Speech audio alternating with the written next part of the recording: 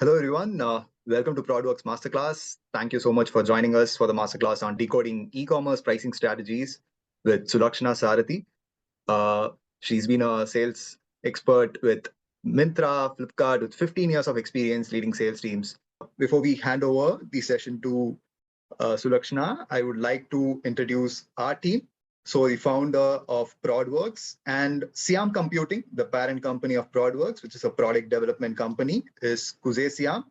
And we also have Dina with us today, Dina Dayalan. He is the senior product solutions consultant for Siam Computing. Dina, if you can, unmute yourself and give me a brief intro about Siam, what you guys do. So we are into an product development wherein we help founders build their tech products. But the key differentiation or the USP is that we don't go behind requirements, as in we try to understand who the users are, what is the problem that they have, and how are we trying to solve them. So we are a people who think user first always and tech comes last. And that is the approach and the philosophy that we follow. And we have been doing this for close to 12 years now. And we work with different domains across different countries. In case if you have any founders or aspiring founders in there who would like to know more or have a problem, we would like to have a chat. Thank you so much, Dina. Siam Computing has been supporting us to bring product leaders together through the ProdWorks community, through the ProdWorks initiative. And leading the community today is Akanksha K3, and you must have seen her mails or messages at some point bringing you guys to the venue. So Akanksha, would you like to say a few words? Yeah, hi, good morning, everyone. I'm Akanksha, and I lead the community at ProdWorks. ProdWorks, as you know, is a space to bring all the founders building their products or every part of that product journey together, give them a space to network with each other, benefit from each other's insights, and tell their stories to the world. So I essentially help the ProdWorks community with content, and I also take care of content at Siam Computing. And as Dina said, we are simplifying the problem to product journey with our empathy-driven approach for the user-first mindset. I am helping them in all we can. So I'm happy to be here, and I'd be happy to help you around in the community in your longer run too. Thank you, Akanksha. And finally, I'm Harsha. I am the editor of ProdWorks publication, and where we put out product stories. You can check it out, www.prodworks.com, PRODWRKS without an O. And we also have a newsletter. Our founder, Siam, Kuzey Siam, he writes a newsletter called This Week in Products, where we take in the latest news from TechBiz and we put a product lens to it and write about what it actually means to the product community, to the wider product community, and to the people in tech. So, and for business leaders. So you can subscribe to the newsletter by, you can just scan this code and subscribe to this newsletter. And I'll also drop the link to subscribe in the comments shortly.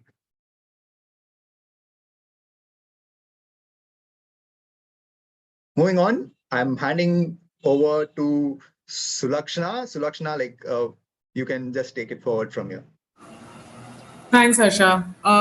Good morning, everyone. It's I'm glad you could all make the time to join us here today. So I'll just give you a bit of a background about myself so that you can understand where I come from. So as Harsha said, I have about 15 years of experience. I started off actually as a management consultant.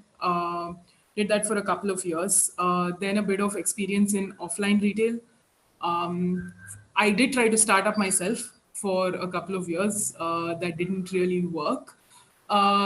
This was right at the time when D2C brands were beginning to gain traction, and I wanted to start a D2C brand, but it didn't work at that time.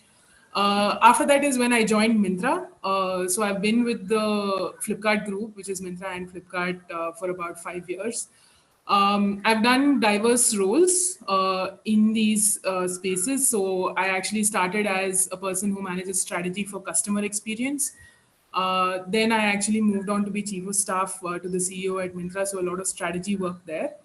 And the last 2 years, I actually spent managing revenue for Myntra, all the categories at Myntra, and for mobiles at Flipkart for the last year. So these 2 years, honestly, it was a lot about pricing and communicating value to customers. A lot of revenue planning as well, but pricing was one of those things which was a big part of my life. Like I mentioned, I think when I was talking about this masterclass, it's also a love-hate relationship, right? So I think that there's very interesting things that you can do with pricing, but a lot of it comes at the cost of customer experience as well. So both those sides of me are always at war when I'm talking about pricing. We'll talk about that a little bit as we move forward.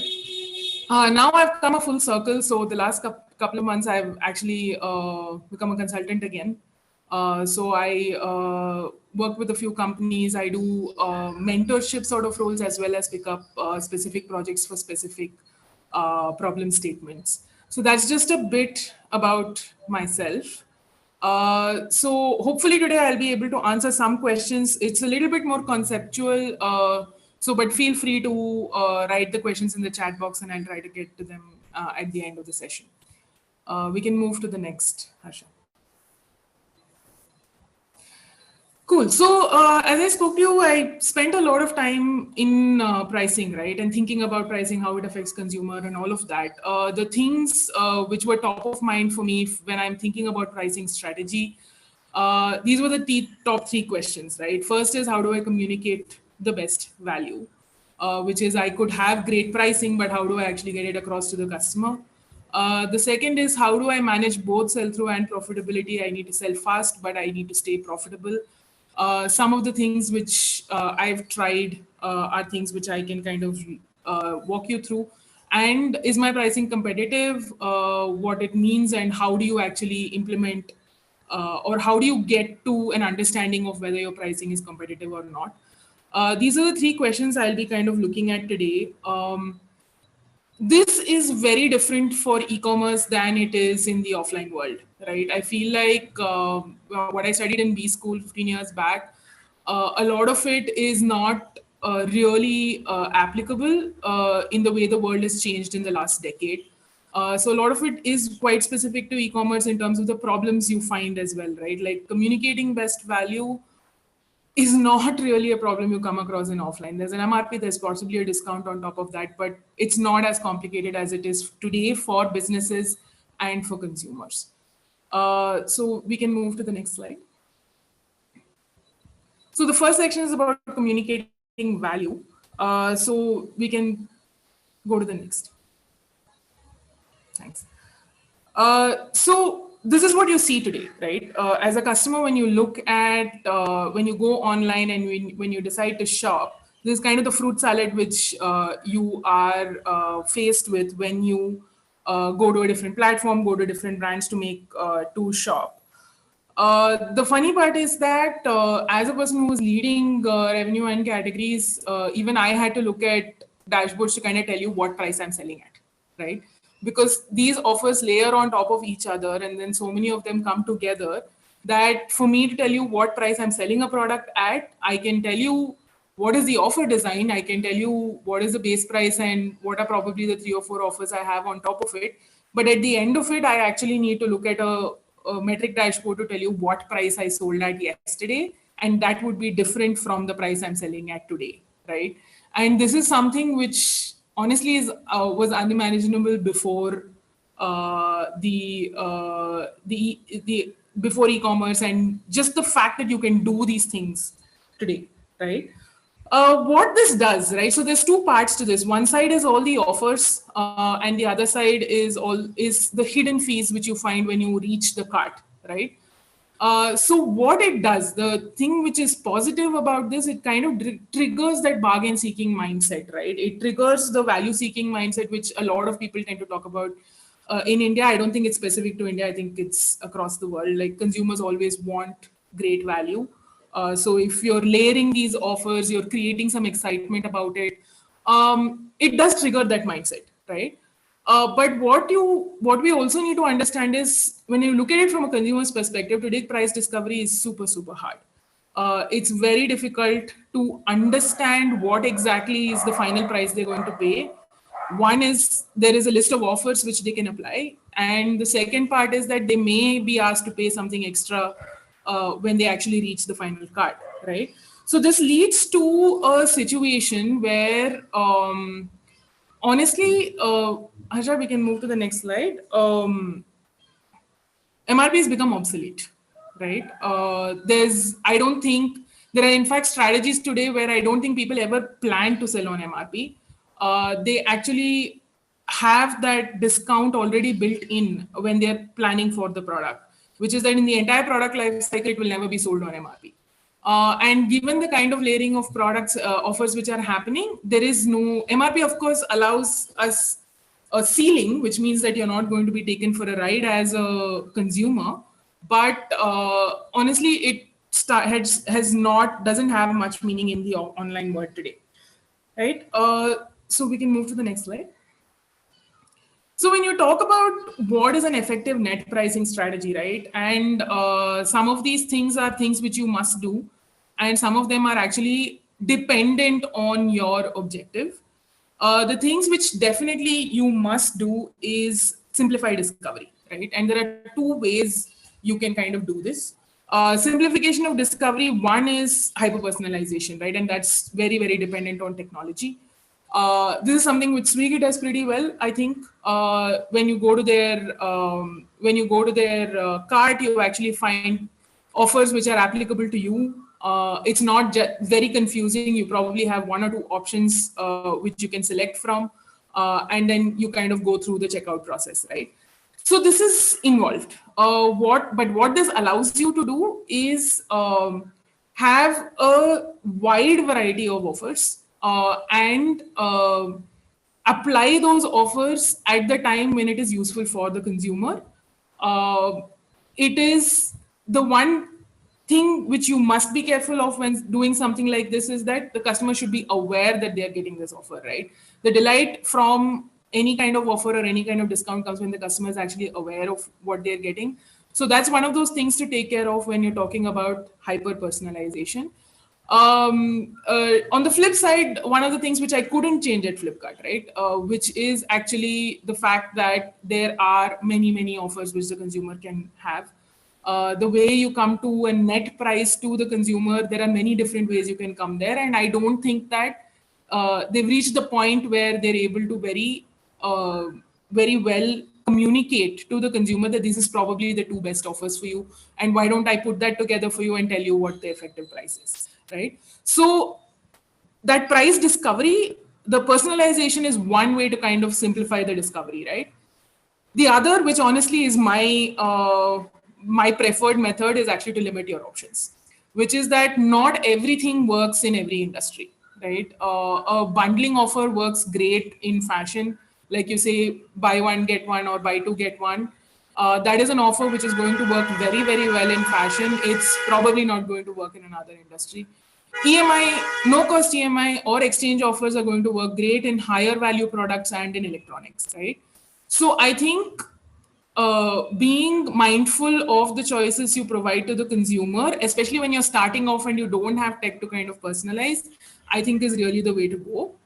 That leads to the next point, right? Which is when you're starting off, it's necessary to experiment. That is the beauty of the online space, right? Which is that you can actually continue to experiment on small cohorts, in small ways. You can run continuous experiments, pre-post, so many things which you can do because you have the data and you have the ability to make changes to smaller cohorts.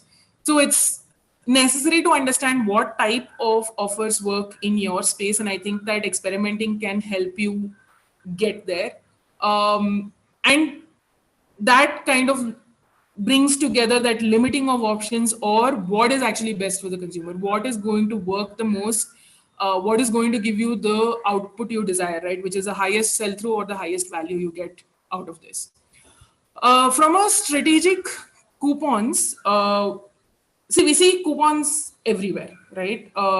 You will suddenly see that, okay, 10% off if you buy this particular product, or, buy this product and you'll get a partner coupon, right? I think it's important to understand that while coupons are something which trigger customer interest, I think coupons should be used strategically, which is that you use coupons to achieve a particular objective. One of the best examples of that is an acquisition coupon, right? It solves a very, very specific need for the company, and it's very specific, right? And it's like if there's a new customer, I'm going to give you a coupon, is a very good way to think about coupons, right? Is there, if you're thinking of another coupon where you want to provide certain value to the customers, I think it's important to understand what that coupon is solving. It's not something which you use in place of discounts because you don't want to burn as much, because that's when a coupon strategy actually starts to work and customers actually start valuing the coupon, and the coupon works for you as a business. Now, those are the things which you should do, right? And when you're thinking about how do you get to a net effective price for the customer, these are some ways in which you can think about getting there. Simplification of discovery for me is the biggest thing, right? And what we spoke about in the previous two slides is essentially that it has become super confusing. It's almost like you need a PhD to figure out what you're going to pay. And that's not the way, and the decision load is just too high, right? When you talk about evaluate, right? And these are things which work. Now, what do they work for? Hidden fees do work, right? Because when you reach the end, when the consumer reaches the end of the journey, they're much less likely to drop off. So if you add a 50 rupee handling fee, or you bring in your taxes at the end, or you say that there's a secure packaging fee of 100 rupees, they're likely to move forward with the purchase. So you will make a little bit extra money there, right? So it does work. But the question to ask is this the right experience you want to provide? Because while it might improve your take or your revenue in the first transaction, and it doesn't impact conversion as much from your cart to checkout, but it is material to think about how it impacts retention, right? One of the things which I worked on when I was leading customer experience for Myntra, Myntra actually about 6 years ago used to add taxes at the cart. It was not actually part of the list price. So you would see that conversions were much better going through the funnel, and then it would drop a little when you move from cart to checkout. I actually led the project to bring the taxes upfront, right? What happened at that point in time, obviously it was a large company level decision. So we experimented it, we did it on a cohort of customers. What we realized is that your overall conversion did take a slight hit. It was not that we had actually estimated about a 3 to 4% revenue loss, but when we actually experimented, it was probably about a percentage. But over a period of time, and this was a long drawn out experiment, right? What we realized over a period of time is that retention for that cohort of customers was better because they felt that the platform was being more transparent. So from a long-term value perspective, being more transparent in your pricing can help. And that is obviously if you're in a business which is really dependent on retention, right? Now, this is a strategy which can work if you're looking to sell once to a consumer and they're going to come back only after a few years or something like that. If the product nature is like that, it could work. I really don't want to say this. From my heart, I am always a person who's customer first, but I have to say that it does work in the short term. The lowest price upfront, right, which is a lot of your where you actually see the lowest possible price which a customer can probably get being advertised, right? This is again something which needs to be evaluated for your objectives. I'll give you an example. I think nowadays you see a lot of the iPhone ads where you see an effective price of, it's an insane effective price. It's an effective price of say between 40 and 50,000 rupees for the latest model iPhone. Now, how does the company get there? They basically layer all the offers, right? They say that, hey, if you have a mint condition, previous generation phone, I will give you 60,000 rupees for that. And on top of that, there is a specific bank card or offer which you apply. And then there is maybe a coupon which you apply, and then you kind of get to that price, right? Now, effectively, not many consumers can reach that price. What it does for you as a business is it gets you a lot more eyeballs, it gets you a lot more footfalls and people to actually look at your product.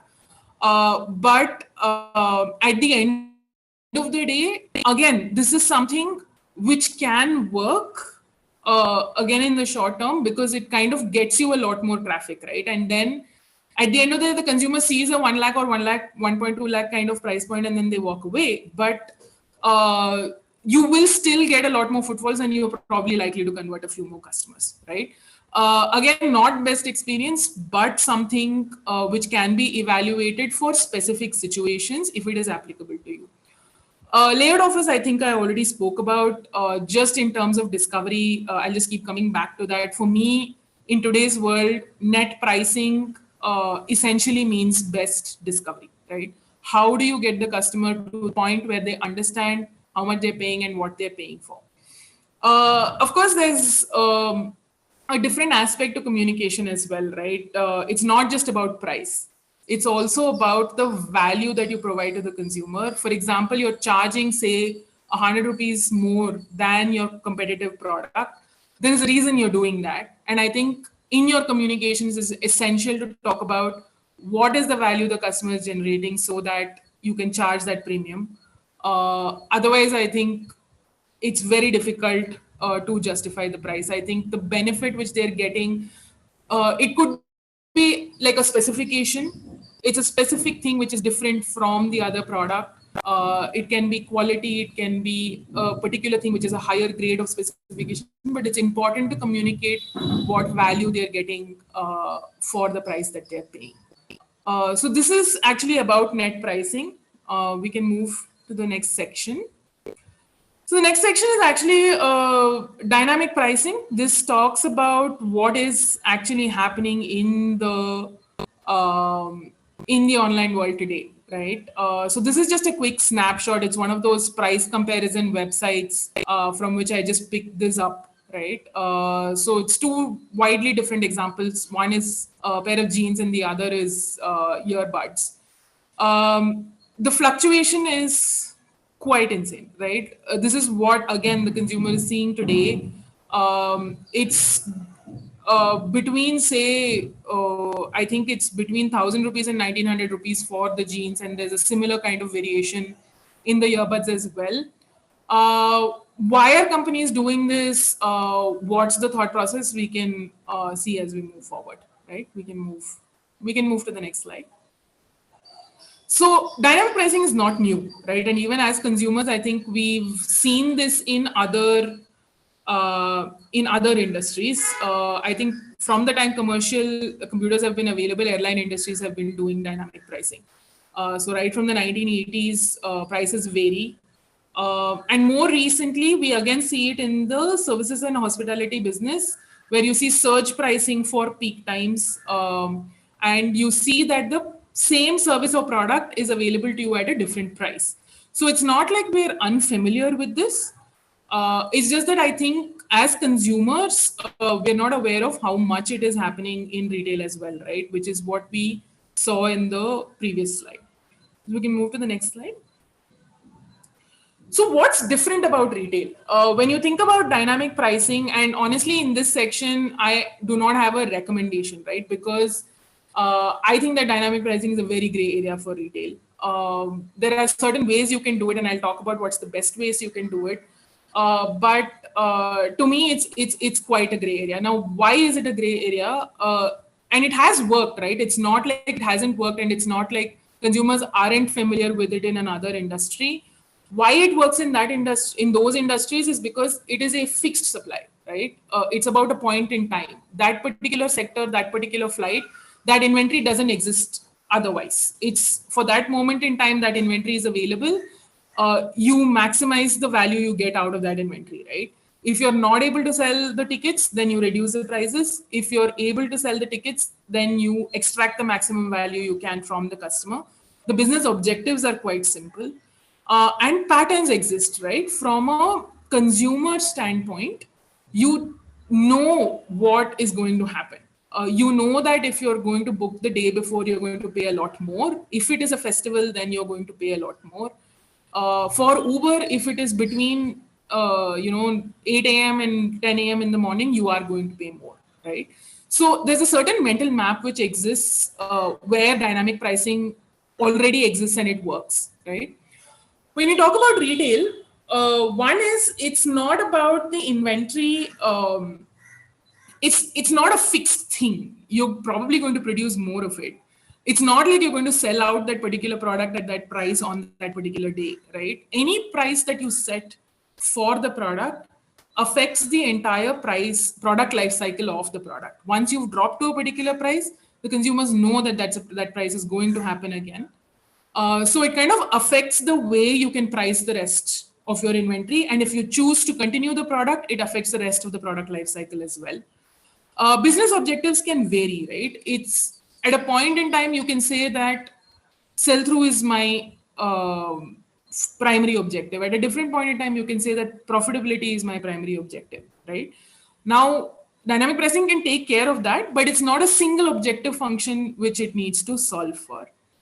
The other is no set pattern, right? While there is some, which is on sale days, you will get a lower price. But as we saw in the graphs, it's not like there is a very clear reason for the price to increase and drop. And I don't think consumers understand it when you say that, hey, a lot more people are buying jeans today, so I'm going to charge more because I can charge more, right? So it's a bit of a situation where without the pattern, the consumer is just at any point in time wondering, is this the time for me to buy?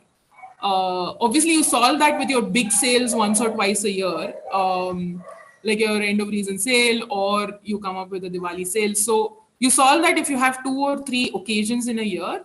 But how about your daily functioning? It's customers buy at other times as well, and that kind of trust loss is kind of difficult to deal with. So this is why I think dynamic pricing is a bit of a gray area when it comes to retail, because there are significant differences there versus where it has worked before. We can move to the next slide. So what technology can do, right? There are 2 ways in which you can approach dynamic pricing. Rule-based pricing is probably what's happening a lot today, right? And a lot of platforms are trying to move towards algorithm-led pricing. What does rule-based pricing do? It basically allows you to automate certain things about the price. You can say that if my competitor drops price, then I want to match my competitor or be at the same offset from the competitor. You can say that if I have an inventory build-up, if it reaches an X amount, then please drop the price by 5%. If you're targeting a certain throughput and you're saying that I must sell 100 units per day for it to work, then I basically set that as the object as one of the rules and say that I will drop price till I hit that particular sell-through. And there are obviously brand guidelines, right? So you also have new products on which you don't want to give discounts. So some of these rules which can be set in the system.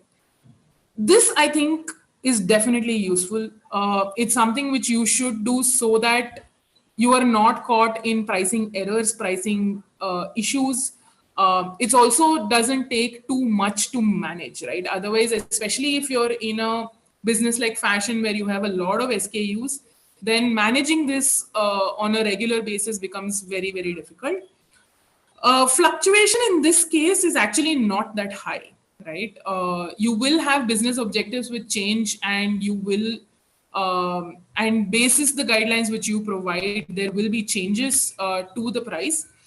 But it is something which I think still works because you will have point in time changes and you kind of manage the product life cycle as well. On the other side is algorithm-led pricing, right? What does this mean? This is basically where within a guardrail, you allow the system to actually decide what price it will sell at what point in time.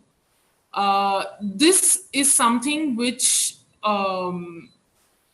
takes into account the elasticity of price of a particular product and then decides based on your objective function. If your objective function is to maximize revenue for the day, maximize the contribution margin for the day, It will basically take that objective function and set the price accordingly.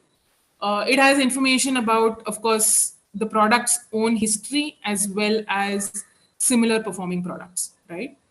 Now that's a simple algorithm which I think a lot of people have started using. The fluctuations which we saw obviously are a result of some of these things which are getting implemented, right? So single product maximization is something which can be done, and I think which a few people are doing. But when you talk about, again, industries which have a wider selection and a wider variety, I don't think it's applicable only to that. I think even in industries which have lower variety, this is true. Price change of one product doesn't affect just that product, right? Price change affects the cohort of products which that product belongs to.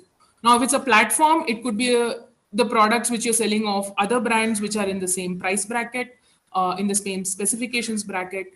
For you as a brand, if you're a brand owner, then dropping price of one particular product which is at 300 rupees, say you have a t-shirt at 300 rupees and you have one at 600 rupees, right? If you drop the price of the 300 rupee product, it will affect the price of the next product as well.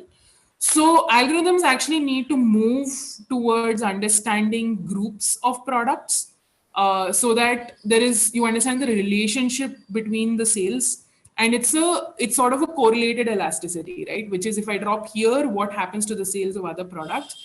Because if you do only a single product maximization, then I think that it's not the complete picture, and that doesn't allow you to improve your revenue for everything.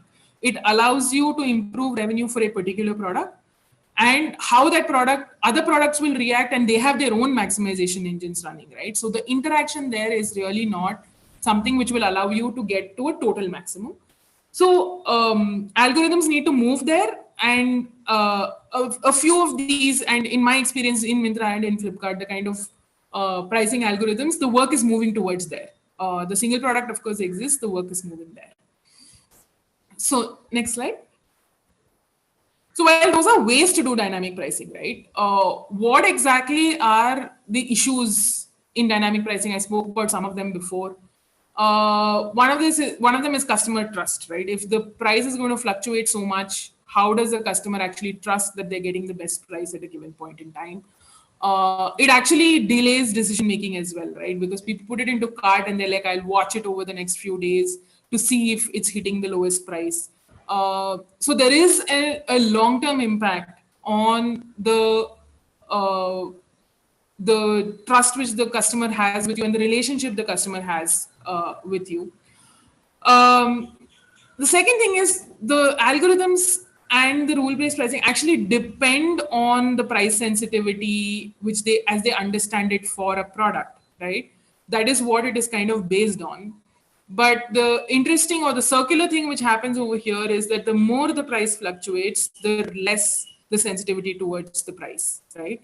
For example, if you keep hitting, if your MRP is 100 rupees, you keep hitting 80 rupees for a particular product.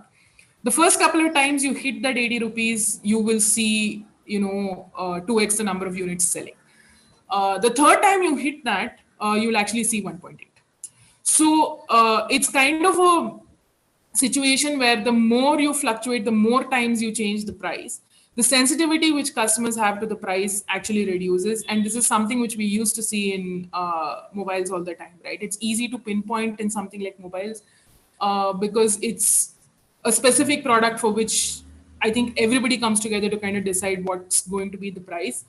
And you would, the second or the third time we would go to that same price for a particular sale, we would find that the throughput is not at the same level as we had seen before. So the more often you do this, the less the customer is going to react to the price. The third is, of course, brand perception. The more you play around with discounts, the more you're perceived as a discount-led brand. And that's, again, something, if that works for you and if that is your strategy, then that's okay. But otherwise, it's not a way to build a long-term brand, right? It's not something which actually adds to the equity or the perception of the brand. And the fourth is the sale effectiveness. why specifically sale effectiveness? It's kind of related to the price sensitivity point.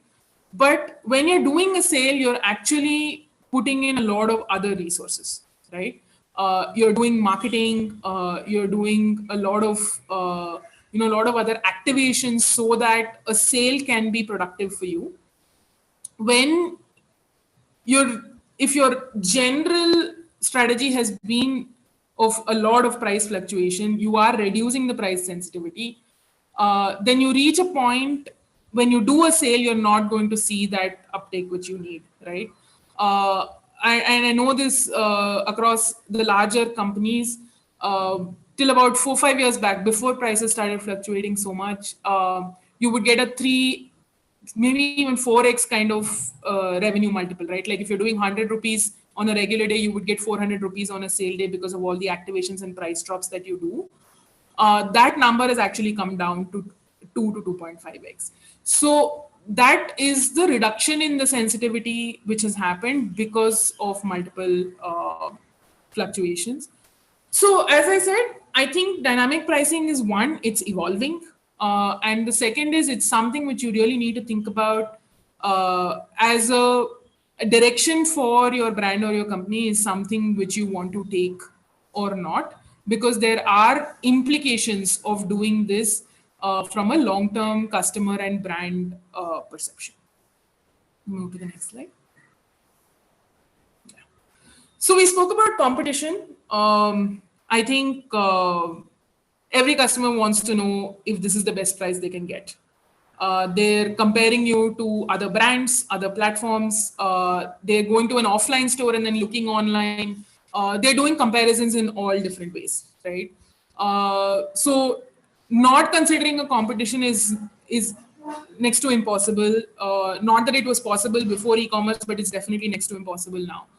And yeah, if you have created a product, please message me directly. I will take a job if you actually don't have any competitors, right? If you believe that you're operating in a market where you don't have competitors, I would love to be a part of that. I think that would be a pretty great place to work at, right? But it's always important to keep an eye out on the competition because the strategies they employ will impact your sales. Even if you're not directly comparable, you will be comparable in some way or the other.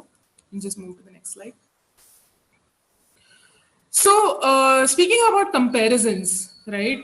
There are obviously products which are directly comparable. For example, you're comparing something across Amazon and Flipkart, then you're probably comparing the same product, right? It's the same brand, the same specifications, the same product. It's directly comparable there, right? It's not that you need a lot of understanding to either process this data. You match the competition. There is no other way about it, right? If you're selling the same product, you have to either match or be cheaper than your competition. Otherwise, you're not going to sell that product. That's a particular cohort of products. There are a fair number of situations where your products are not directly comparable, right? One set of products is still where you can define that this other product is my competitor. Happens a lot in electronics, can happen in beauty as well. Like a entry-level kajal is an entry-level kajal. Or a particular phone with a set of specifications can be mapped to another phone, right? So you basically look at the specifications and you say that these are products which are comparable to mine. And I should be either matched to those products or I should be at an offset from those products. Now, what are some of these? So I'll take a mobile phone example, right? And when you talk about mobile phones, what does it mean to compare specifications? There's a list of about 4 or 5 specifications which are critical to mobile phones, and that will be the case for your product as well. So in this example, say the processor, the camera, the display, the battery, and the RAM, right? These are the 5 specifications which a consumer looks at when they're buying a product. Any product which is very similar to you in these specifications is something which you should consider as competition. You could have, and whether you match or offset depends on whether you are higher or lower in any of these specifications, right? In a particular specification, you can say that I have a slightly better display, or a slightly bigger display than the other phone. So I'm going to charge 500 rupees more because I believe that this is something the consumer values. So there can be a match or an offset in a like-to-like situation, right? And it's applicable where you have a set of specifications which can be mapped to another product. In a lot of other situations where the SKU proliferation is a lot, you have many to many comparables, right? Which is that it's not actually about the price of a particular product, but it is actually the price perception that the consumer has about your platform, company, or brand, right? It's whether they think that you operate in that price point, and when they come to you, they will get good value, right? Now, what does that mean? Basically, it's a price assortment comparison, right? It is not a direct price to price comparison. I was having a chat with a founder recently where we were talking about launching entry level products, right? And they were saying that, hey, our competitor has launched products at 250 rupees. So we also said that we will launch a product at 250 rupees. And then we were discussing why that seems to not have done so well, right? The point here is that it's not about launching that product. Now, the competitor has 60 SKUs which they have launched at the entry level price point, and you're competing against that with, say, 5 or 8 SKUs from your side, then that's not a meaningful competition, right? It's essential to understand that in these businesses which have SKU proliferation, it's about whether you have a price assortment which actually competes with the price assortment of your competitor. We can move to the next slide. So this is just a quick snapshot of how you can do, right? And technology in this space is basically crawling. If it's a large number of products, then it's impossible to do manually.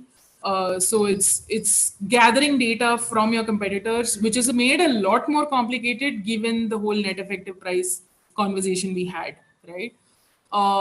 It's easy to say that you match what is the listed price, but actually that's not the price the consumer is paying. But to start off with, at least from a list price perspective, it's essential to map yourself and your competition across, say, price buckets or discount buckets, right? And the number of styles which are present in each of these buckets, is it actually comparable? You can then choose the buckets in which you want to be competitive, right? It's not necessary to say that you and your competition have to be equally matched in, or you should be better than your competition across all price brackets. For example, here it's women's kurtas, right? If you're saying that you are an entry-level player, then in 0 to 800, you must have, or 0 to 500, you must have much higher styles than your competitor, while the competitor might have a lot more styles in the brackets later. From a discount bracket perspective, again, it's a price perception question. This one, honestly, is like, it's basic perception, right?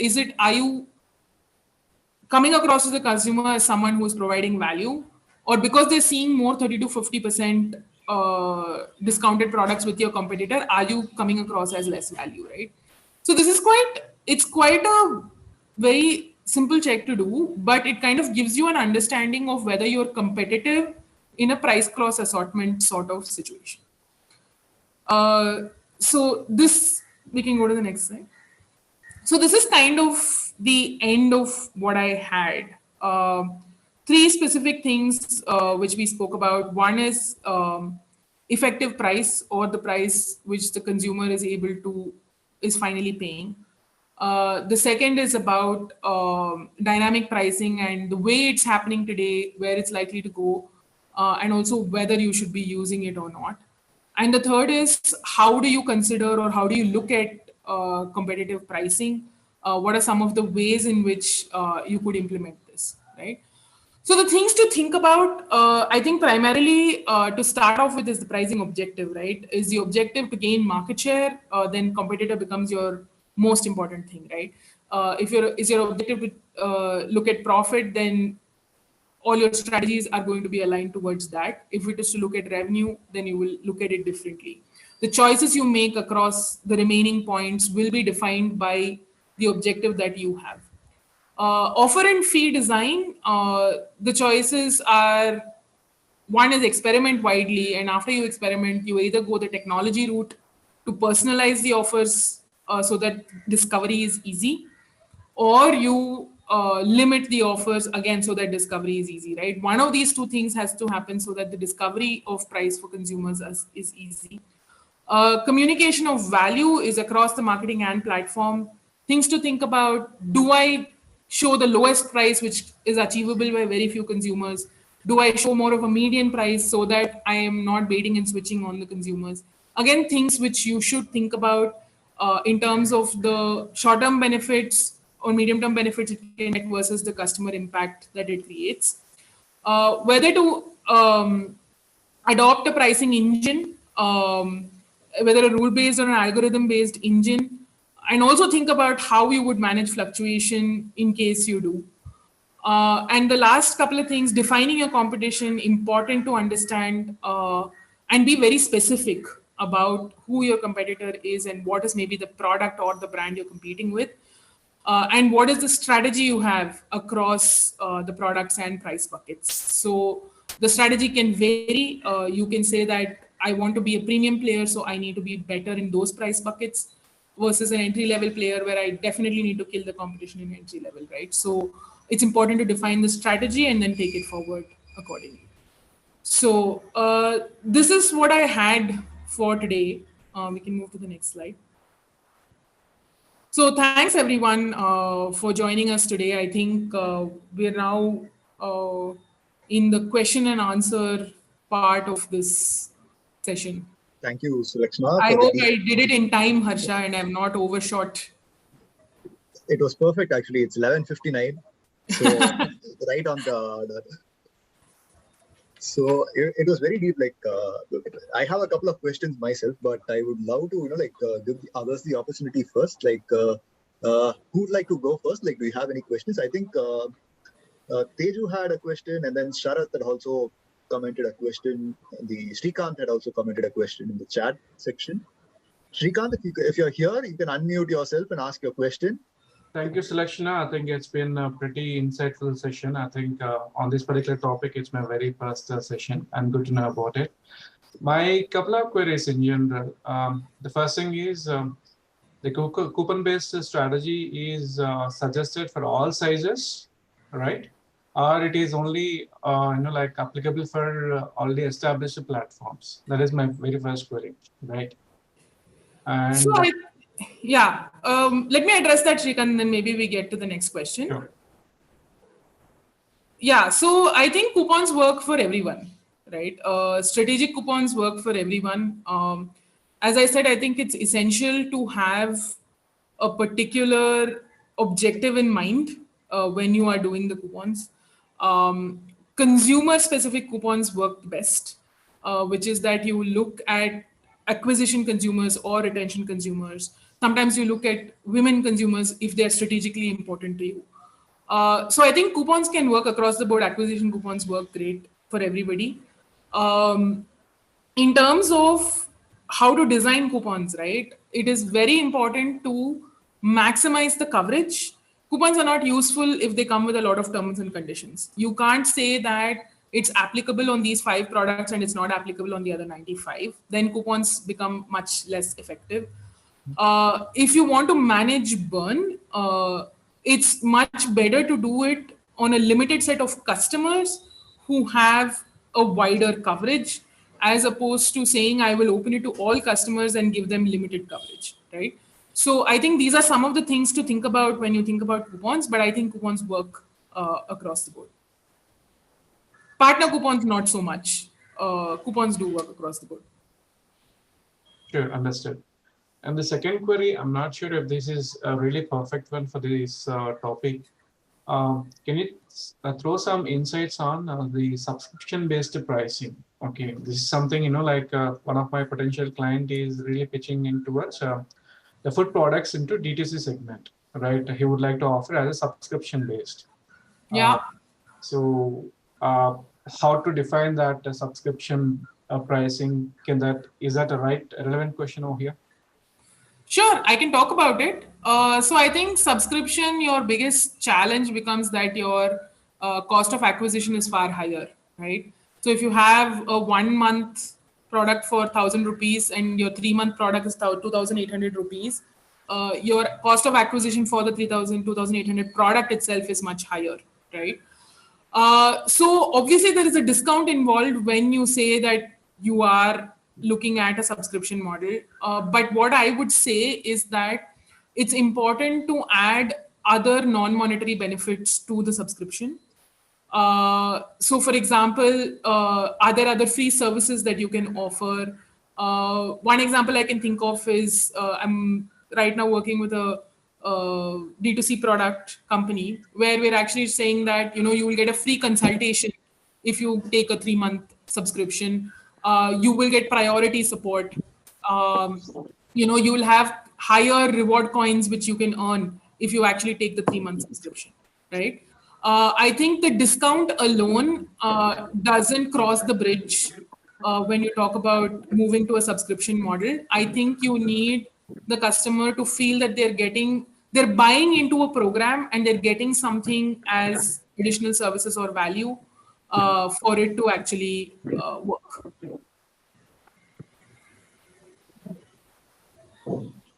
Sure. I hope that answers your question. Yes. Thank you so much. Got it. Hey, Sulakshana, can I go next? Yes, please go. Hey, thanks for the wonderful session, Sulakshana, and I could, so much relate to while doing the pricing in Flipkart. So most of the things which you have spoken about is quite relevant. But of late, I also wanted to, touch base on a couple of things which we tried, and though we didn't have much success, but I wanted to pick your brain. So when you spoke about the dynamic pricing, right? The agenda was to do the pricing as personalized as possible, depending upon the time of the day, the type of cohort which we would be targeting, and also it would it led to various optimization in the portfolio. For example, if there is a match, right, people would have a higher propensity to pay for a t-shirt or for a bottle of Coke, which is what they want, even if it is coming at a premium of say 10-20%, right? So that all thing is fine when it comes to dynamic pricing. But I wanted to understand, have you had experience of a pin code based pricing also during your tenure with Flipkart or Myntra? Wherein, and why I'm asking this, because India is not a single market, right? We have had multiple case studies where different brands are approaching India in different ways because of India 1, 2, 3, right? Having different income pattern, having different propensity to pay. And when it comes to value, perhaps the value which I seek from an iPhone versus what my household would seek is very different, right? So hence, more than the pricing, I think while defining the pricing strategy, value is something which a pricing person has to keep in mind, that what value I am going to pass to the end consumer. And this value again is very intangible, which is subject to so many intangible factors, as you rightly highlighted, depending upon the time of the day or the say seasonality of the product, right? Or the urgency of the product to get. So on that regard, what's your take in terms of location based pricing? And this is something which is not new. For example, we have been seeing instances of a mineral bottle being priced superbly high at an airport versus what we get in a kirana store.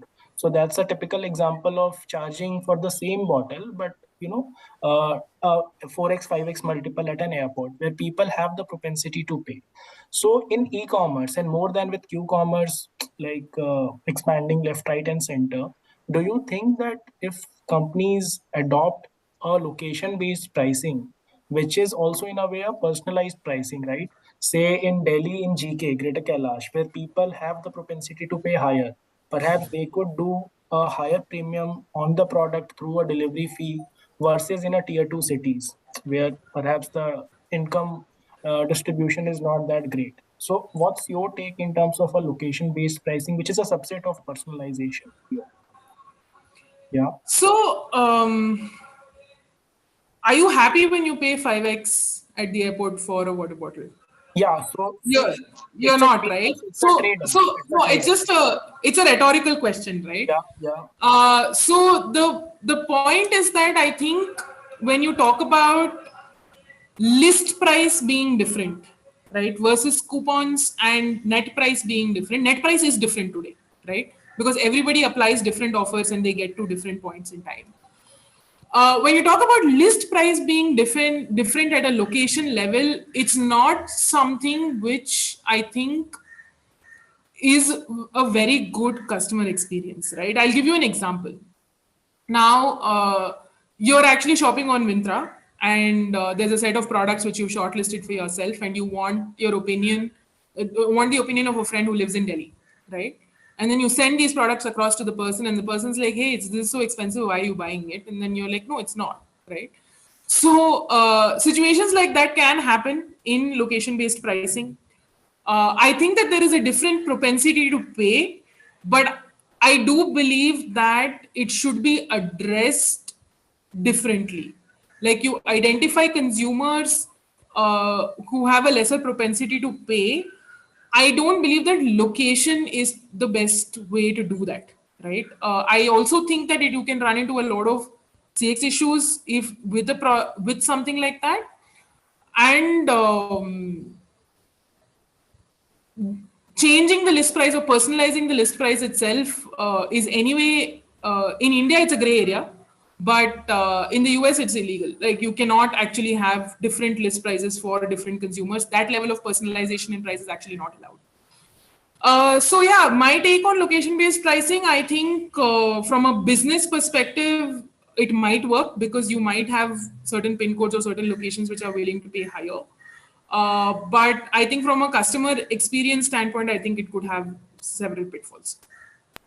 So, but in F&B, in food and beverages, right, there are a lot of examples like a CCD in say a Nagpur versus a CCD in say in Karol Bagh, right? They would be charging different pricing for the same cup of coffee. But at the same point but you are not comparing that at the same point in time, right? In the example that I said, you are actually getting aware that there's someone's charging more at another place as a consumer, right?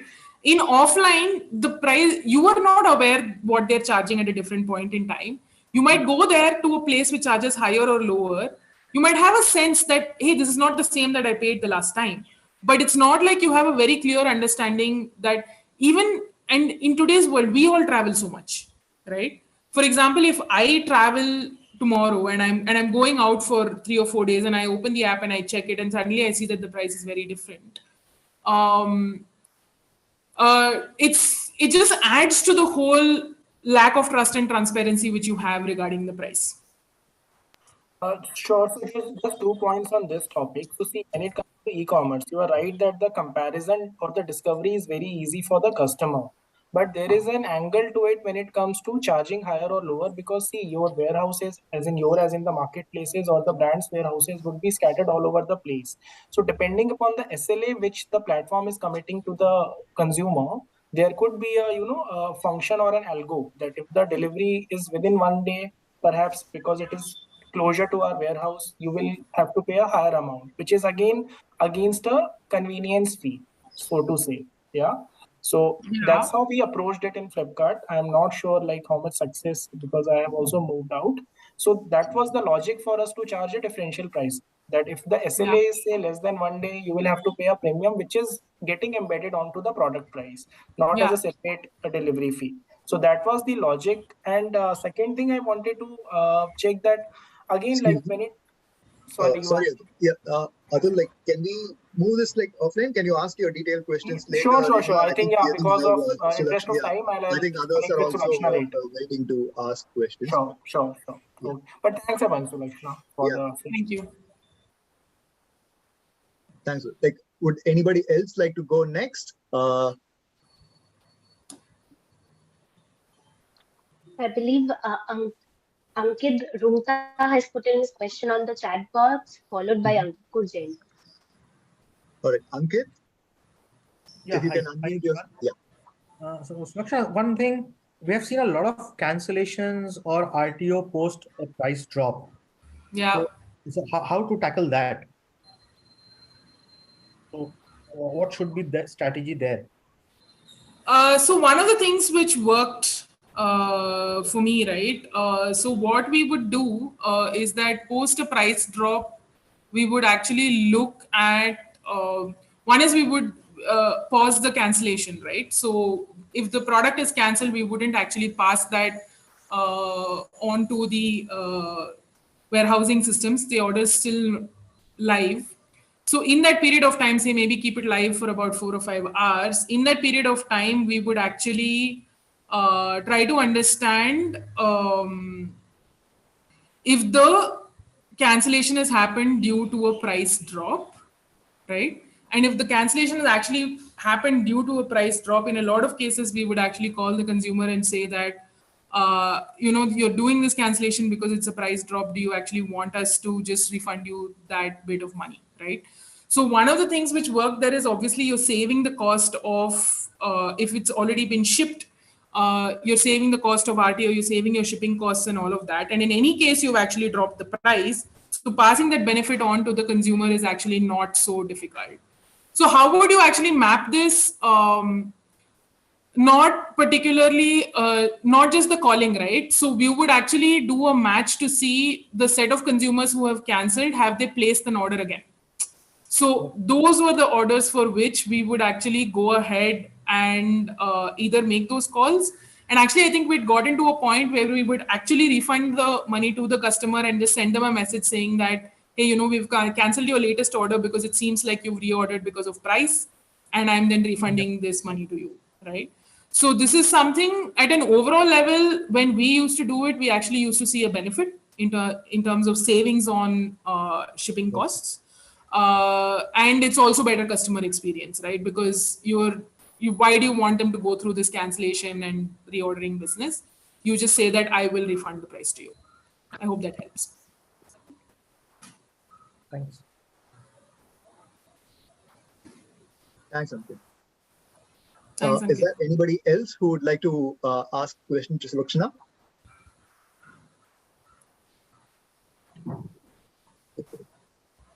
Can I ask?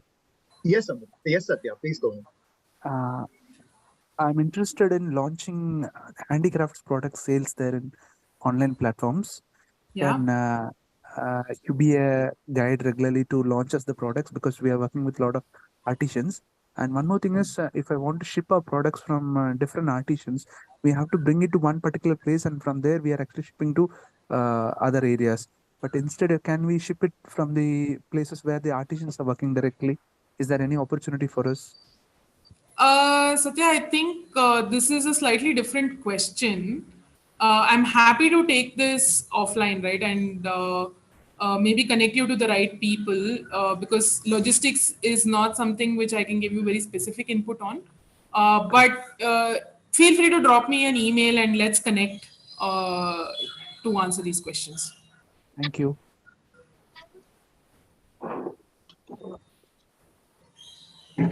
Thanks, Satya.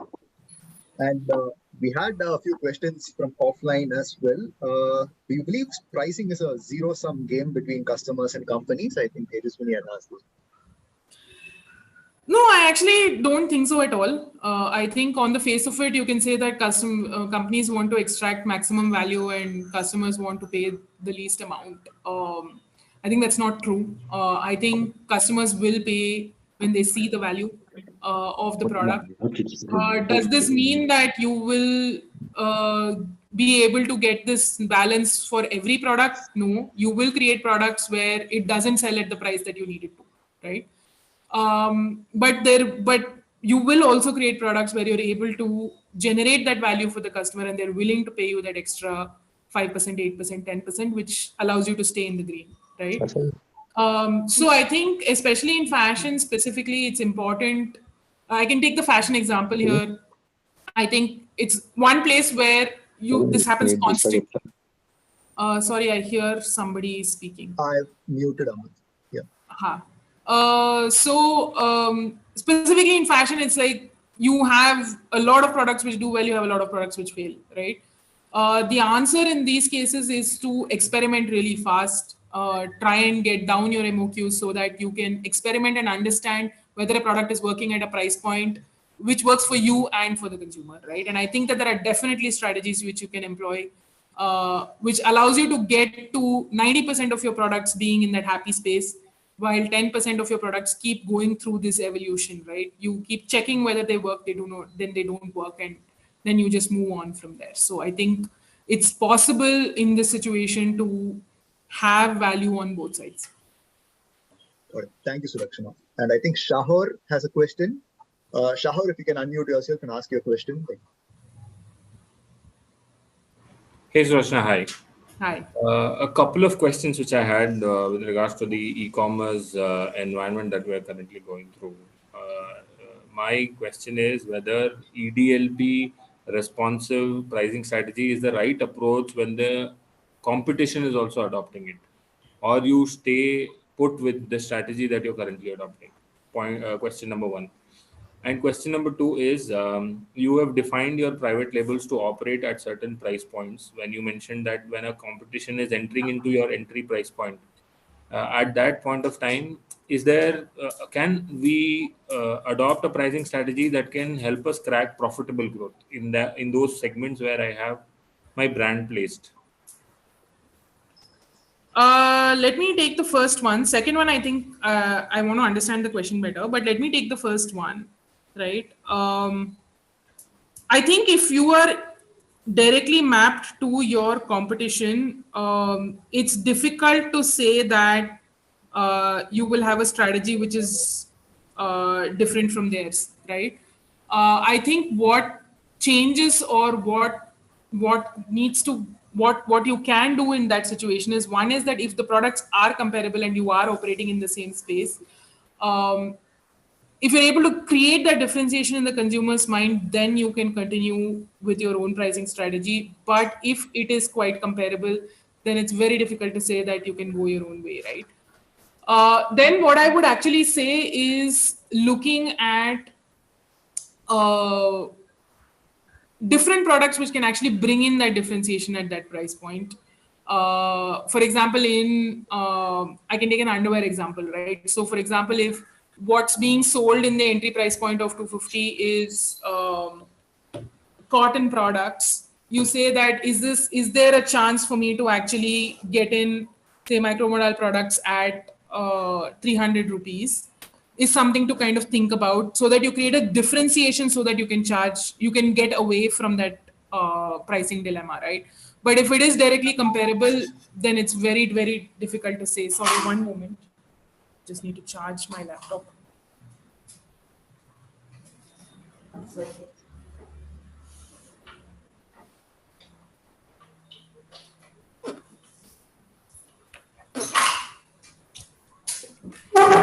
Yeah, it's very difficult to say that, right? For the second question, could you elaborate a bit more? Yeah, so take for an example, I have a brand which I want to operate only in entry and mass segment, right? Yeah. And now this is from a private label perspective.